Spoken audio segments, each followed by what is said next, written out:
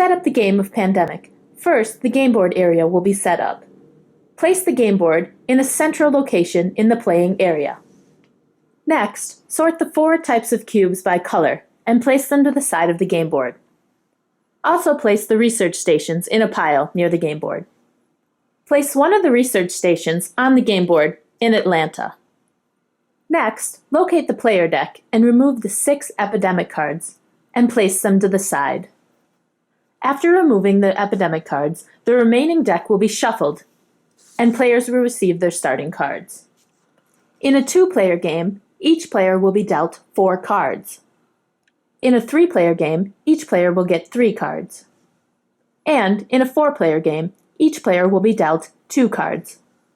After all players have received their starting cards, the deck will be set up for the game. To do this, players will decide on the difficulty level they would like the game to have. For an easier game, such as a player's first game, they should use 4 epidemic cards.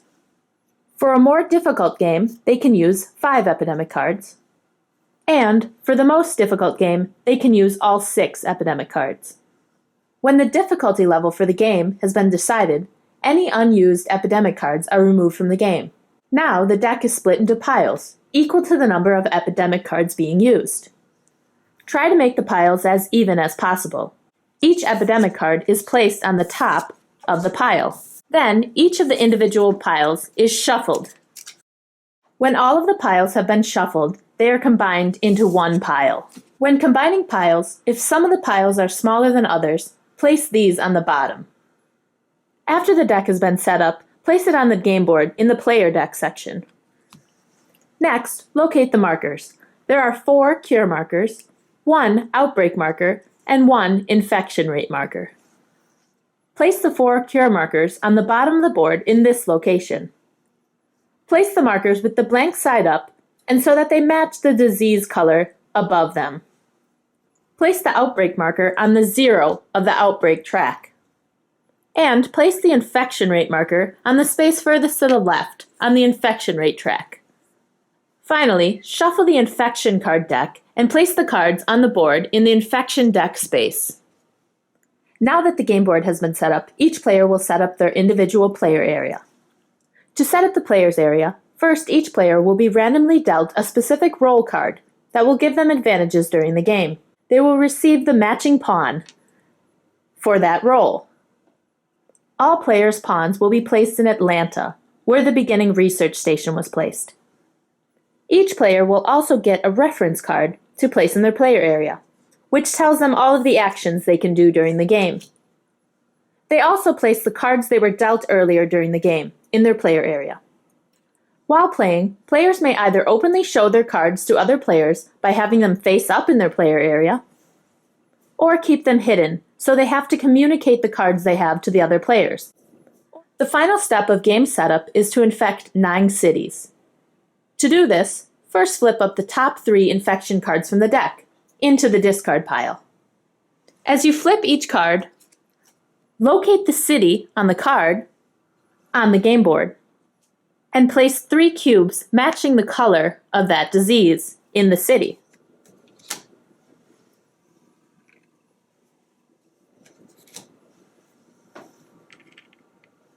Next, flip up the next 3 cards. As you flip up each of these 3 cards, place 2 of the cubes that match the color of the city onto the game board.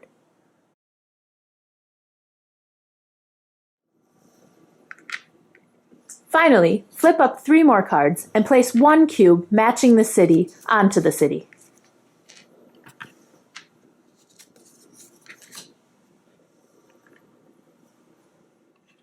When this step is complete, 3 cities will have 3 cubes, 3 cities will have 2 cubes, and 3 cities will have 1 cube on them.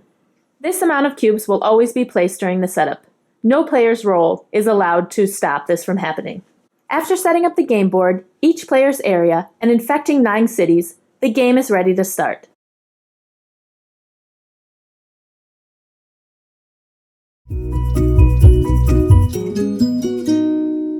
To start the game, the player with the city card in their player area with the highest population starts the game.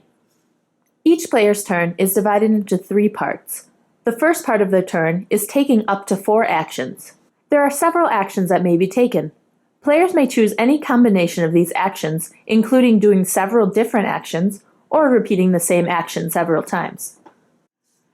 The first type of action they can choose is to move their player pawn around the board. The most basic way to move is to move your pawn from city to city, as long as the cities are connected by a line. A player may move their pawn to one new city for each action. Another way they can move is by flying. There are 3 ways to fly to a location. The first way is to fly via a direct flight. To do this, the player who wishes to fly will discard a card from their player area. Then they will move their pawn to the city matching the card that they discarded. The second way to fly is via a charter flight. To do this, discard the city card that matches the city you are currently in. After doing this, the player may move their player pawn to any city on the game board. The third and final way to fly is by a shuttle flight. To use a shuttle flight, the player must be in a city that contains a research station. When using a shuttle flight, the player may fly to any other city containing a research station for one action. The dispatcher role has a special ability while using movement actions. During their turn, they may move any other pawn as if it were their pawn for one action per movement, using any of the 4 previously described movements. The other special ability this role has is it is able to move any one player's pawn to another city containing another pawn for one action. In order for the dispatcher to move any player's pawns, they must have permission of that player. Another action that can be taken is to build a research station. To do this, discard the city card that matches the city that you are currently in. Then take a research station from the supply at the side of the board and place it in the location you are in. If all of the stations have been used from the side of the board, you may take a station from anywhere on the board and move it to the place you are building a new station. If a player is playing the game as the operations expert, they have a special ability while building research stations. They are allowed to place a research station in the location they are in without having to discard any cards. The other special ability the operations expert has is if they are in a space with a research station on it, they are allowed to discard any city card from their hand and move to any city on the game board. Another action that can be done during the game is sharing knowledge. Sharing knowledge is basically giving cards to other players. The only card that may be traded while sharing knowledge is the card that matches the city that both players are currently in. The player whose turn it is may either give that card to the other player, or they may take that card from the other player. Any card that a player gains while sharing knowledge goes into their player area. The hand limit for cards in a player's area is 7 cards. This does not include their role card or their reference card given earlier in the game. If they gain any cards and go over the hand limit, they must immediately decide which card to discard. If they choose to discard a city card, they will simply remove it from their player area and place it in the discard pile. If they decide to discard one of the special event cards, they may use the ability of the card and then discard the card. If a player is playing the game as the researcher, they have a special ability while sharing knowledge. This role allows the researcher to give any city card from their hand to another player, as long as they are in the same city as the researcher. Alternately, on another player's turn, they may take any card from the researcher. So in this example, the scientist could take any city card from the researcher for one action. Another action players may use during their turn is to treat a disease. To do this, they remove 1 disease cube per action used from the city they are currently in. The removed disease cubes are returned to the supply at the side of the board.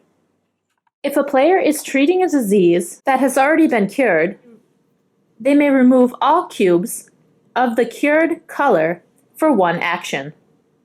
If while treating a disease you remove the last cube from the board and the disease has already been cured, that disease has been eradicated. To show that a disease has been eradicated, flip the cure marker over to this side. No more cubes of that color will be placed on the board for the rest of the game. And any cards flipped during the Infect phase of that color will be ignored. The player playing as the medic role has a special treat disease ability. The medic is able to remove all cubes of one color for one action. If a disease has been cured, the medic automatically removes all cubes of the cured color without having to use an action. If a card is flipped during the Infect phase that matches the city that the medic is in, no cubes are placed. If the disease is cured, the medic can still treat disease cubes even if it is not their turn, if another player moves them, such as the dispatcher or a player that plays an airlift. The final action a player can use on their turn is to discover a cure. To do this, a player must get 5 city cards of the same color in their hand. Secondly, they must get their player pawn to a research station. Finally, they will discard the cards to the discard pile. After the player has discarded cards, they will move up the matching cure marker to show that the disease of that color has been cured. If a player is playing as the scientist, they have a special ability while discovering cures. The scientist only needs 4 cards to discover a cure. If a player is playing as the contingency planner, they have a special action that they can use during their turn. For one action, they may look through the discard pile of the player cards and find one event card and store it on their contingency planner card. They are only allowed to have one event card on their card at one time. At any time during the game, they can play the event card from their roll. But instead of discarding the card is removed from the game. After the player has completed taking up to 4 actions, they will move on to the next step of their turn, drawing 2 player cards.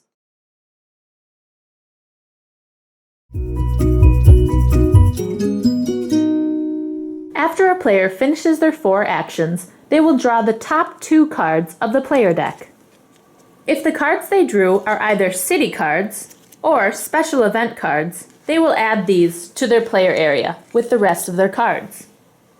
If they draw an epidemic card, they will follow the 3 steps on the card. Step 1 is increase. This means they will move the infection rate marker up 1 space. Step 2, infect. To do this, players will draw the bottom card of the infection deck, look at the card, and locate the city on the game board. This city will have 3 of the matching colored cubes placed on it, and then the drawn card will be discarded. Step 3 is intensify. To do this, the discard pile will be shuffled and placed on the top of the existing infection deck. As mentioned previously, the hand limit for cards is always 7 cards. So if a player goes over this while drawing cards, they may either discard a city card or discard an event card. When they discard an event card, they may use the card before discarding it.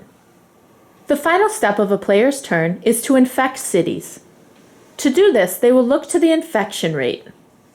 The number under the space that the marker is in will tell the amount of cards that the player will flip over. When a card is flipped over, the city is located on the game board and 1 cube matching the color is placed. If they draw a card during their infect phase and locate the matching city to find that there are already 3 cubes on that city, an outbreak has occurred. Whenever an outbreak occurs, the first step is to move the outbreak marker up 1 space. Next, the disease will outbreak to all cities connected to that city by a line, and 1 cube matching the disease that had an outbreak will be placed on each connected city. The disease will be placed in a city even if it does not match the color of that city. If a city outbreaks, and it outbreaks onto a city that already has 3 cubes on it, that city will outbreak as well, and a chain reaction will occur. During chain reactions, the outbreak marker will be moved up 1 space for each outbreak.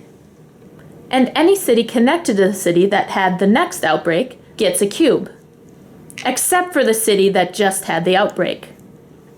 Outbreaks only occur when more than 3 cubes of the same color are placed on a city, so this would not cause another outbreak. If a player is playing as the quarantine specialist, they have a special ability that involves infecting cities.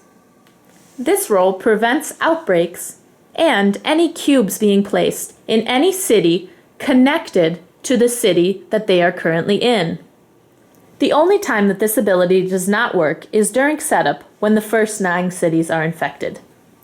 After a player has finished infecting cities, their turn is over, and the next player in clockwise order starts their turn by taking up to 4 actions.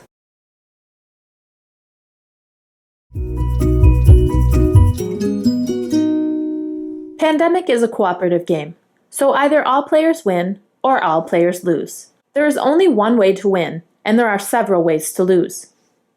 The only way to win is to cure all 4 disease colors. It doesn't matter if the diseases have been eradicated or not, just as long as the cures have been discovered. There are 3 ways to lose the game. The first way is if the outbreak marker reaches the skull and crossbone space. The second way is if you run out of cubes of a particular color before you have placed all of the needed cubes. For instance, if Chicago had an outbreak and you were not able to place enough cubes on the board. The third way to lose the game is if the player card deck runs out of cards before you have drawn your 2 cards during your turn. As you can see, the game of Pandemic takes a great deal of strategy, luck, and teamwork to save the world.